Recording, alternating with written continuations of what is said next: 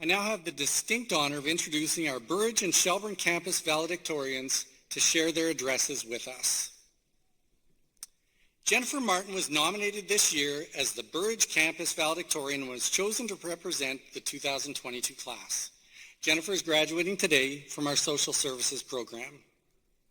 Now, Jennifer has been described as always having shown up for class, as someone who, her faculty, Sarah Hurlbert, says always had her camera on and engaged in class discussion, which Sarah appreciated.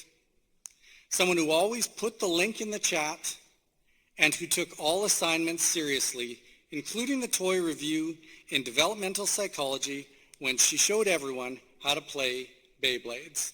Please welcome Jennifer.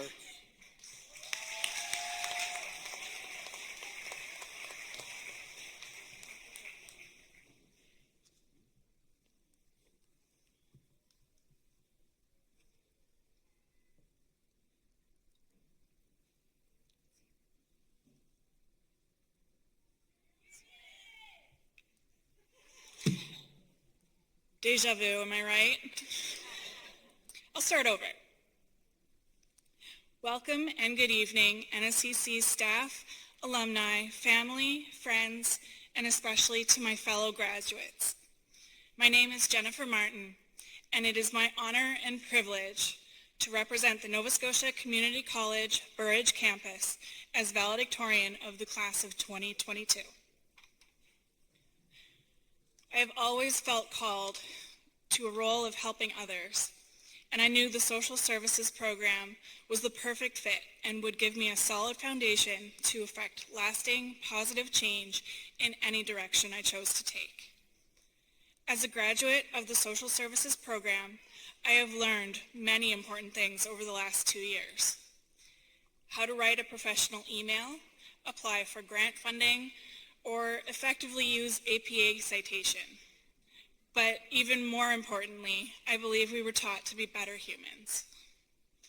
One of the first lessons we were taught is how important both mental and physical wellness is, especially to help others.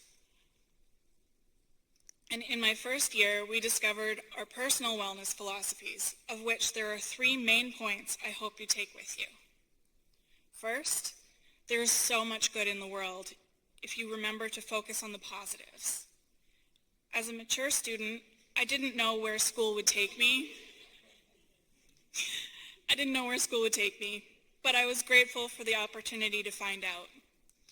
Feeling gratitude in times of adversity is complex, and to say the past 2 years have been complicated is an understatement, as I'm sure you would all agree. Although stress may be an inevitable part of life, accepting these challenges as the means for something better to come along can help reframe fear and worry into resilience and excitement for what comes next. My studies have taught me that no joy can come from expecting the worst. But if instead you direct your focus toward gratefulness for the positives and treat everyone as worthy and deserving of second chances, or third, fourth, or fifth, including yourself, you'll start to believe that everyone is capable of good things. Positive change cannot happen if we dwell on the shortcomings of ourselves and others, so keep in mind that mistakes are necessary for progress and growth. With that said, the second point is that mistakes are okay. I was not a strong student in high school, and I spent the first few years of my adult life believing I wasn't smart, because that's what my anxiety told me.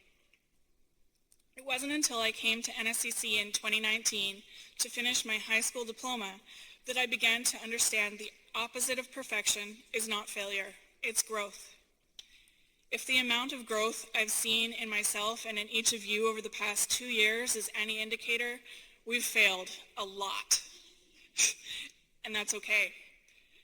The more we fail, the more resilient we may become. Good judgment comes from experience, and experience comes from bad judgment. So embrace the mistakes you've made and allow them to become lessons. Be kind and forgiving of yourself. And last, self-love is not selfish. As one of my instructors once said, I was listening to a podcast. Okay, she said that more than once, but I was listening to a podcast, and it reminded me that we cannot pour from an empty glass.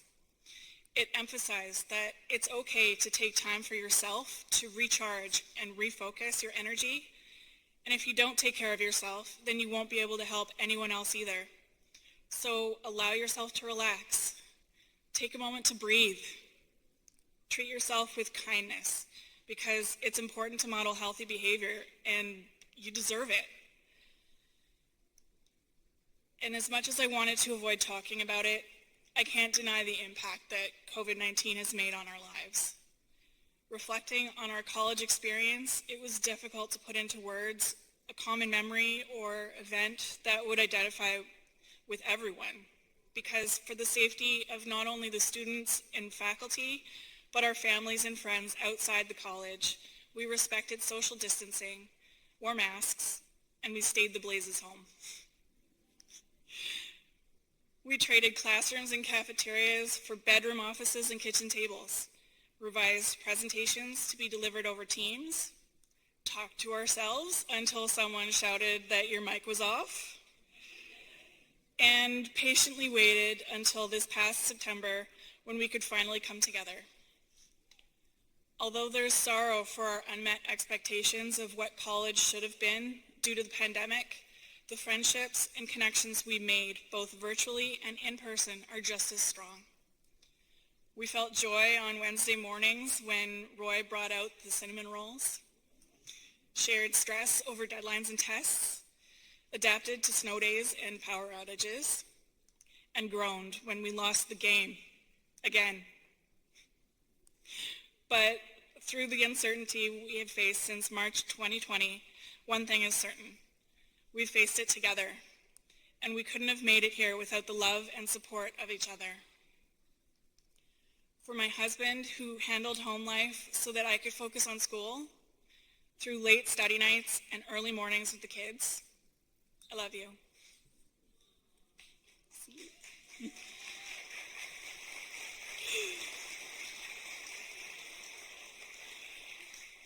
I'd like to thank my instructors, Denise Wallette, Sarah Hurlbert, Dave Hurlbert, and Tracy Camo, for your patience in dealing with technical difficulties, your humor that balanced the heavy subjects, and your compassion and encouragement when my peers and I felt everything was just too much. Mary Thompson, thank you for checking in on me when I needed it, even if it was just passing me in the hallway on a really tough morning. Thank you, Vaughn Bullerwell, Mike LePage, and Chauncey Kennedy, as well as the rest of the Student Association, executives and class representatives, for going above and beyond in everything you've done on behalf of the Student Association. And finally, thanks to the guidance and support of the rest of the faculty and staff here at NSCC. Even in the face of adversity and exhaustion, we stand tall as we each face what lies ahead. With what feels like an endless exercise in reflective practice, they've helped us to build resilience and strength, and I feel confident that I have the tools to carry me across the finish line and on to the next race as I continue my education at Cape Breton University next year. The connections I've made at NSCC have inspired me beyond words, because compassion, inclusion, and acceptance were fully integrated into lessons taught both in and out of the classroom. Through humor, candid honesty, and true human connection, our faculty and all types of campus staff have far surpassed my expectations of what college should be. NSCC has opened doors, and now it's up to us to step through them. Congratulations to the class of 2022. I wish you all the brightest of futures. Thank you.